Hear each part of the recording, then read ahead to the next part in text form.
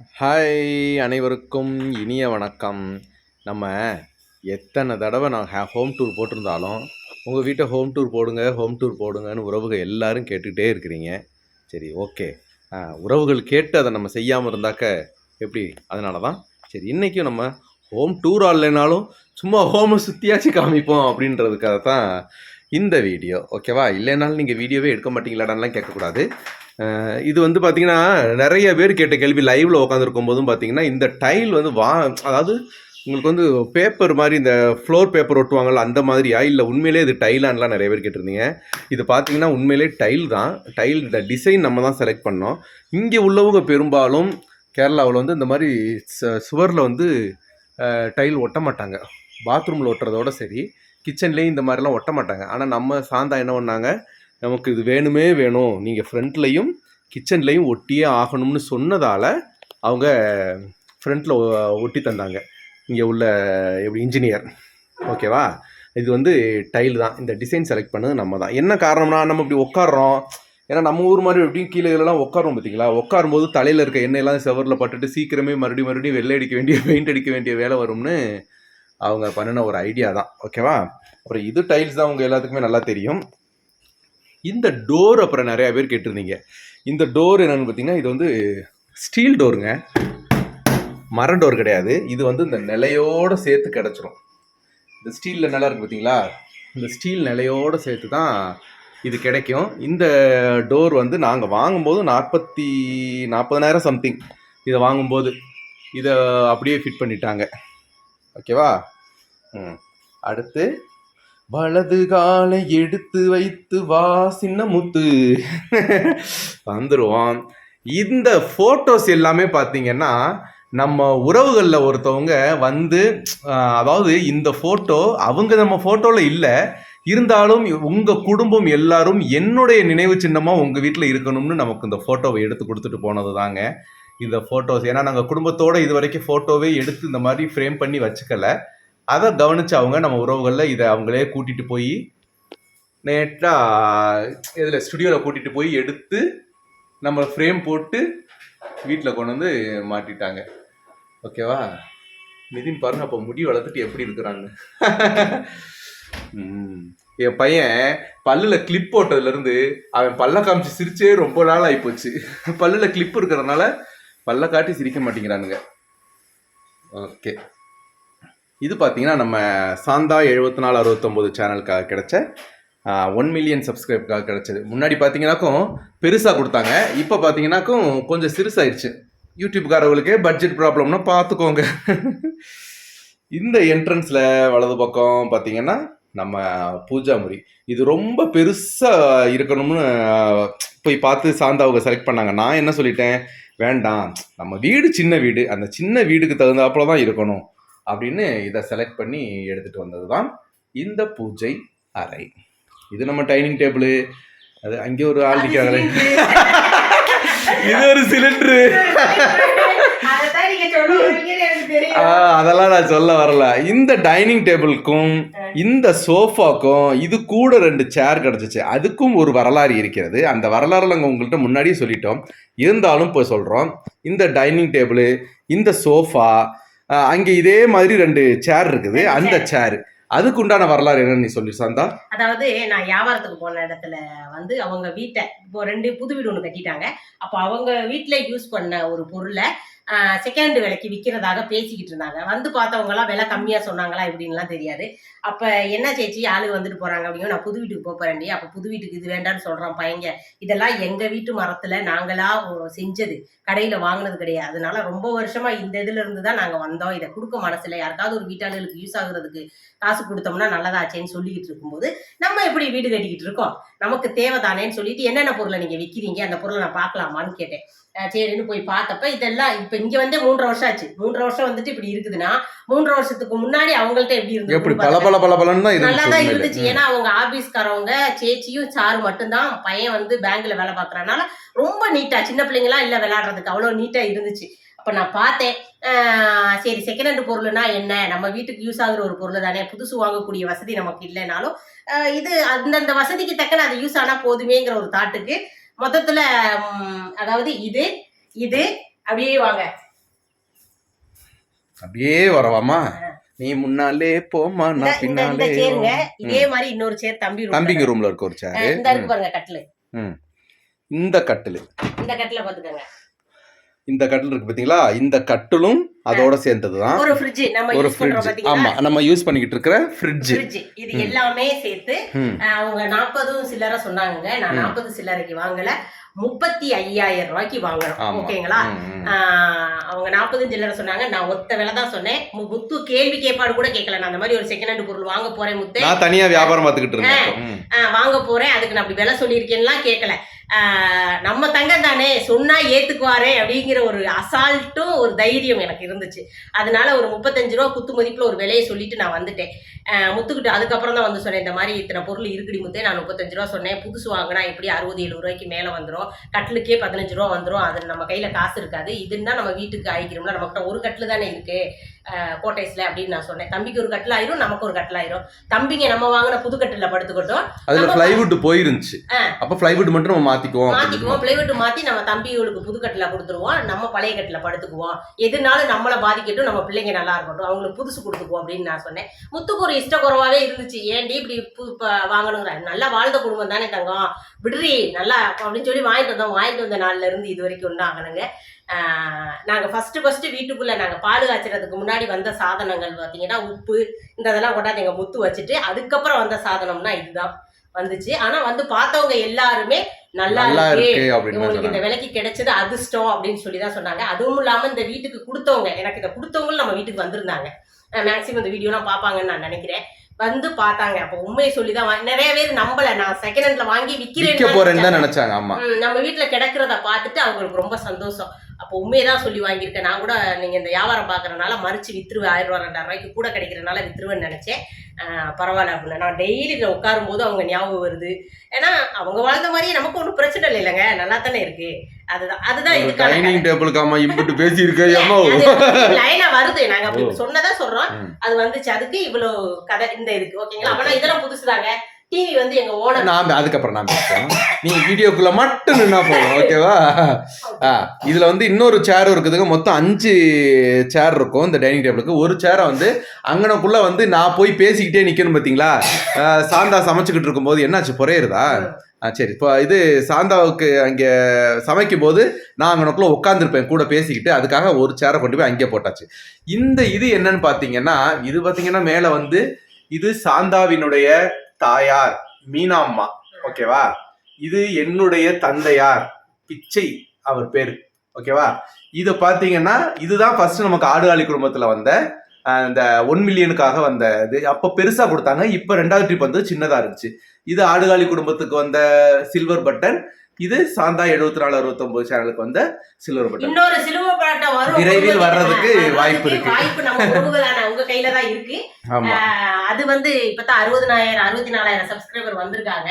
இன்னும் 1,00,000 சப்ஸ்கிரைபர் வந்ததுக்கு அப்புறம் தான் இன்னொரு சில்வர் பட்டனை கொண்டாந்து இங்க இதுக்கு பக்கத்துல எப்ப எந்த நாள்னு தெரியல, எவ்வளவு சீக்கிரமா நாளாகுமான்னு தெரியல, வரும்போது வரும். ஓகேவா? இந்த இதை பாத்தீங்க, இந்த கபோர்டு தள்ளிக்குமா, கபோர்டு நீ இல்ல தள்ளு. இந்த கபோர்டு வந்து நம்ம வீட்டுக்கு நம்ம ஆர்டர் கொடுப்போம், அதாவது வீட்டுக்கு நம்ம கான்ட்ராக்ட் கொடுப்போம் பார்த்தீங்களா, அந்த வீட்டு கான்ட்ராக்டோட இந்த கபோர்டு சேரலை. இந்த இடத்துல அவர் வந்து ஒரு சின்ன இந்த டிவி வைக்கிற மாதிரி கேப் மட்டும்தான் கொடுத்துருந்தாரு. அப்போ நான் என்ன சொல்லியிருந்தேன், சரி கேப் கொடுத்துருக்காங்கல்ல, நமக்கு இந்த மாதிரி கபோர்டு வச்சுக்கிட்டோம்னா ஒரு பார்க்கறதுக்கு நல்லா இருக்குமேன்றதுக்காக இந்த கபோர்டு வச்சது. இதுக்கு தனியாக நம்ம செலவு பண்ண காசு வந்து 17,000 ரூபா. இந்த கபோர்டுக்கு வச்சது ஃபுல் அண்ட் ஃபுல்லாக வந்து ஒரு அலுமினியம் மெட்டீரியல் தான் கொடுத்துருந்தாங்க. 17,000 ரூபா கொடுத்துருந்தோம். இந்த டிவி, இதில் இருக்கிற டிவி வந்து நமக்கு நம்ம வியாபாரம் பாக்குறோம் பாத்தீங்களா, ஓனர் தந்த அன்பளிப்பு. கண்டிப்பா கண்டிப்பா டிவி வாங்கி கொடுத்தது. ஓகேங்களா? 19 வருஷம் ஆச்சு எங்க ஓனருக்கு நாங்க வியாபாரம் பார்த்து. எங்க ஓனர் எங்களுக்கு ஒண்ணு செஞ்சிருக்காருன்னா அது செஞ்சிருக்காரு. அது இல்லாம எங்க கல்யாணத்துக்கு காசு கொடுத்திருக்காரு. வருஷம் போனஸ் கொடுப்பாங்க, அதெல்லாம் பிரச்சனை இல்ல.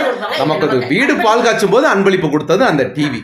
ஓகேவா? தங்கமானவங்க எங்க ஓனர் வந்து ரொம்ப தங்கமானவங்க. கண்டிப்பா கண்டிப்பா. அப்புறம் இந்த அதுல சுத்தி வச்சிருக்கிற இந்த திங்ஸ் எல்லாம் இருக்கு பாத்தீங்களா, பித்தளையா இருக்கட்டும், இந்த மாதிரி திங்ஸ் எல்லாம் வந்து நமக்கு பழசுல கிடைக்கும் போது ஒரு வித நல்ல பொருளா கிடைச்சிச்சுன்னா கொண்டு வந்து நான் அப்படி சுத்தி கழுவி நீட்டா தேய்ச்சி வச்சிருவேங்க. கழுவுறது ஏன் வேலைங்க, எடுத்து வைக்கிறது இவர் வேலைங்க. சரி விடுமா கட்டு சொத்த அவுக்காத பொது இடத்துல. பித்தளை பாத்திரம் எல்லாம் கிடைக்கும் போது நான் வேண்டுவேன், கடவுளே இவர் அங்கிட்டு போயிட்டாருன்னா கல்ல தூக்கி போட்டு சலிக்கலாம். ஏன்னு கேட்டா பித்தளை பாத்திரம் ஒரு விதம் நல்லது, அவங்களே ஒரு டைட்டுக்கு வித்துருவாங்கன்னு வச்சுக்கோங்க. இப்ப மழை சமயத்துல எல்லாம் பாத்தீங்கன்னா நிறைய பித்தளை பாத்திரங்கள் கிடைக்கும். கொஞ்சம் அதாவது வயசானவர்கள் வந்து வீட்டுக்கு அவங்க பேரண்ட்ஸுக்கு மக்கள் காசு கொடுக்காதனால இந்த வயசானவங்க நம்ம சம்பாரிச்சது தானே, அதை வித்து நம்ம செலவுக்கு பாத்துக்கணும்னு நினைச்சு பழைய பொருட்களை விக்கிறவங்க நிறைய பேர் இருக்காங்க. அப்படி வித்த பொருட்கள் தான் இது எல்லாமே. அது எங்க முத்து என்ன செய்வாரு, அழகா இருக்கிறதெல்லாம் எடுத்து வைப்பாரு. இவர் போனது நான் உடைச்சு போடலான்னு ட்ரை பண்ணுவேன், ஆனா முடியாது. உடைச்சனா இவர் மூஞ்சியை தூக்கிக்குவாரு, பேசாம கொண்டு வர்றதுதான். அப்படிதான் இது எல்லாமே. இது எல்லாமே வந்தது. அது இல்லாம அங்க இருக்க பாத்திரமும் வந்தது அப்படித்தான். இந்த கடிகாரம் பாத்தீங்கன்னா ஒருத்தவங்க கேட்டிருந்தாங்க, சுப்லட்சுமி கூட வந்தப்போ கேட்டிருந்தாங்க.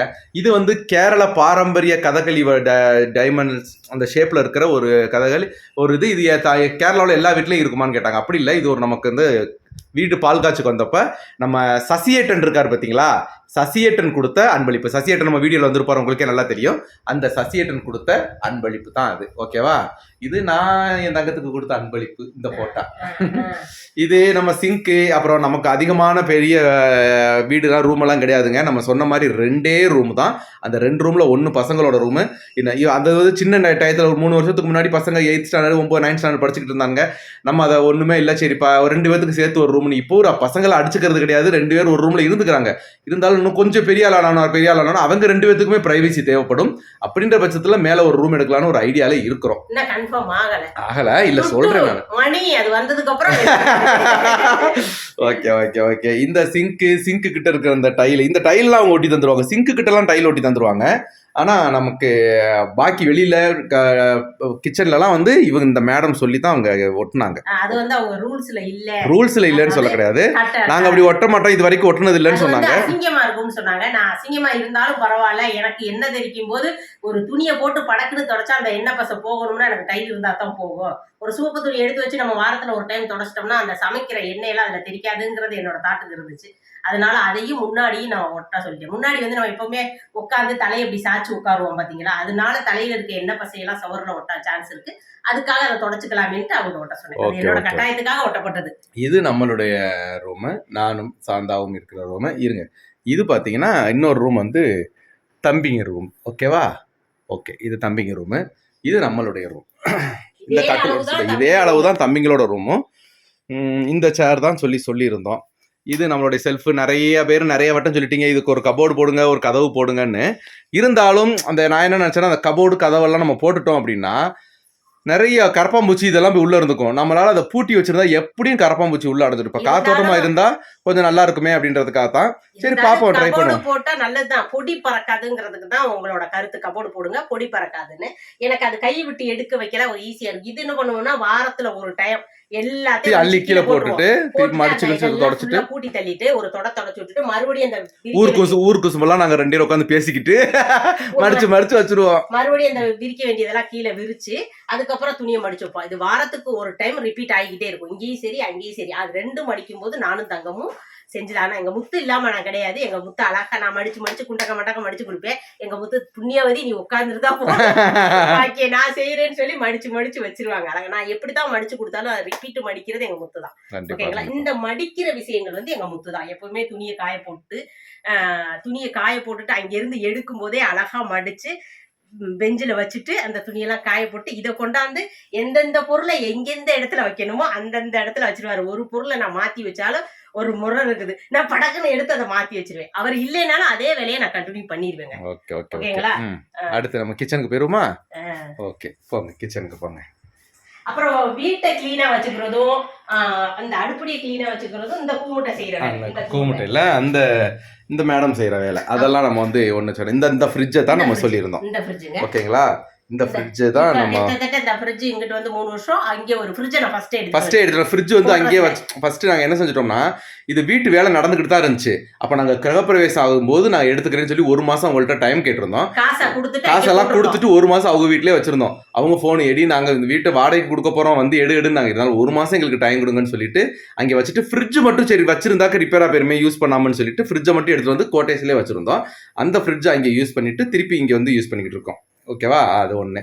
இந்த கிச்சன்ல இருக்கிற இந்த இது எல்லாமே வால்பேப்பர் கிடையாது. இது எல்லாமே டைல்ஸ் தான். டைல் தான். ஆமா. இது ஓகேவா? என்ன பண்ணுவோம்னா வாரத்துக்கு ஒரு 7 நாளைக்கு ஒருக்காவோ இல்ல 10 நாளைக்கு ஒருக்காவோ இத ஃபுல்லா எடுத்துருவேங்க. எடுத்து கீழ வச்சுட்டு ஒரு கப்ல சோப்பை மறைச்சுக்கிட்டு ஒரு துணியை பிடிச்சி எல்லாத்தையும் போட்டு தேய்ச்சிருவோம். தேய்ச்சி தொடச்சு இங்க இருந்தெல்லாம் கூட்டி அள்ளி போட்டுட்டு இதுக்குள்ள இருக்கிறதெல்லாம் எடுத்து வெளியில வச்சுட்டு ஒரு கூட்டிட்டு வைப்போங்க. இது ஆனா கீழெல்லாம் கொஞ்சம் அடசலா தாங்க இருக்குது. இருந்தாலும் அது எடுத்து துடைக்கிறதுக்கும் கிளீன் பண்றதுக்கும் ஈஸியா இருக்கு. நம்ம கபோர்டு போடாம இருக்கிறதுனால நமக்கு இப்படி அடிச்சு வாரி துடைக்கலாம் முடியாது. கீழே போய் எல்லாம் துடைச்சுக்கிட்டு இருக்க முடியாது. அந்த கபோர்டு இருக்கிற அளவுக்கு வேணா எடுத்து துடைக்கலாமே தவிர கையை ஒரு ஃப்ரீயா நமக்கு இருக்காது.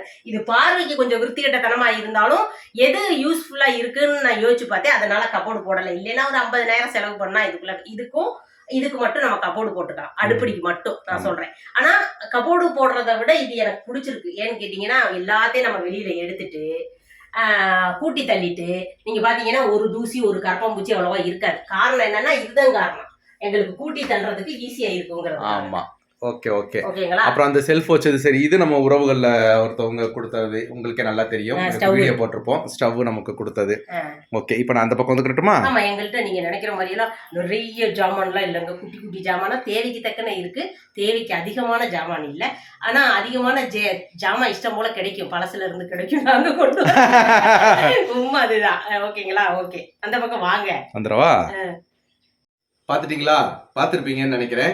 எத்தனை தடவை ஹோம் டூர் போட்டாலும் 3வது டைம் நினைக்கிறேன். ஆமா, அது நிறைய பேர் உங்க வீடு கொஞ்சம் காமிங்களேன்னு கேட்டாங்க. சரி, நம்ம வீடியோ போடுறது நம்ம உறவுகளுக்காகத்தான். அவங்க பார்க்கணும், அவங்க ரசிக்கணும்ன்றதுதான் நம்மளுடைய நோக்கமே.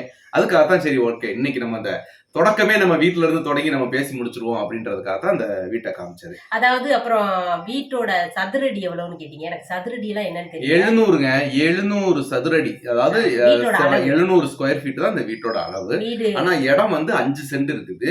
5 சென்ட்ல அவங்க நம்ம முனிசிபாலிட்டியில கொடுத்த ஒரு ரூல்ஸ் என்னன்னா, பேக்ல இத்தனை மீட்டர் இடம் போடணும், சைட்ல இத்தனை ஸ்கொயர் மீட்டர் இடம் போடணும், இந்த சைட்ல இடம் போடணும், அப்படி நடுக்கத்தான் வீடு கட்டணும்ன்றது அவங்களுடைய ஒரு பிளான் சொல்லுவாங்க பாத்தீங்களா. அவங்களுடைய 3 மீட்டர் பேக்ல, 3 மீட்டர் முன்னாடி, 2 மீட்டர் சைடுல, இந்த பக்கம் 2 மீட்டர் சைடு, அப்படி ஏதோ விட்டுதான் நாங்க நடுக்கதான் வீடை கட்டி வச்சிருக்கோம். ஆனா நம்ம ஊர்ல என்ன பண்ணுவோம்னா இவ்வளவு இடம் போட மாட்டோம். கொஞ்சோண்டு இடத்த முன்னாடி மட்டும் போட்டுக்கிட்டு மேக்சிமம் வீட்டை பேக்ல கவர் பண்ணி நம்ம வீடை போட்டுருவோம். தேவையில்லாம இடம் போட வேண்டாம். இது வந்து நமக்கு பின்னாடி என்னன்னா, நாங்க நினைச்சது அப்ப என்னன்னு கேட்டீங்கன்னா, இந்த வீட்டை கட்டிடுறோம் பாத்தீங்களா, வீட்டை கட்டி முடிச்சுட்டு பேக்ல கொஞ்சம் இழுத்து நம்ம ஏதாச்சும் கொஞ்சம் ஒரு ஒர்க்கிங் ஏரியா அந்த மாதிரி ஏதாவது ஒண்ணு போட்டு நம்ம கட்டிக்கலாம், செஞ்சுக்கலாம்னு தான் நம்ம ஐடியால இருந்தோம்.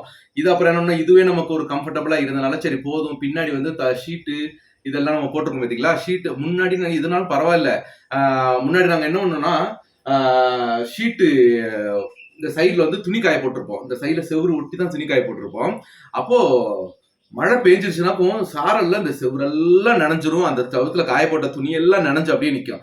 அப்ப நாங்க என்ன செய்வோம், இந்த நம்ம வண்டிக்கு கட்டிருக்க பாத்தீங்களா ஷீட்டு, அந்த ஷீட் எடுத்து ஒரு நாள் கட்டிட்டு விட்டுட்டோம். அந்த தார்ப்பை தூக்கிட்டே போயிருச்சு. இங்க காத்துக்கு தூக்கிட்டு போய் அந்த பக்கத்து தெரு ரோட்ல போய் போட்டுட்டு போயிருச்சு. அப்போ காத்து வந்து நல்ல மரங்கள் நிறைய இருக்கனால பயங்கர காத்தாயிருந்ததுனால எங்களுக்கு அந்த துணி காய போடுறதுக்கோ எதுக்கோ ரொம்ப சிரமமா இருந்துச்சு.